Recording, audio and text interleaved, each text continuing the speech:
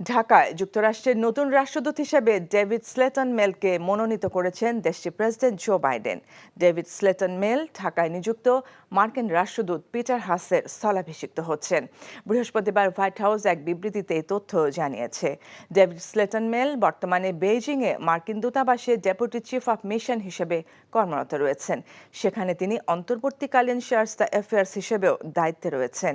David Slayton মেল State Department বা মার্কিন পররাষ্ট্র মন্ত্রণালয়ের অধীন bureau of economic and business অ্যাফেয়ার্সের ট্রেড পলিসি অ্যান্ড নেগোসিয়েশনের উপসহকারী সচিব হিসেবে কাজ করেছেন।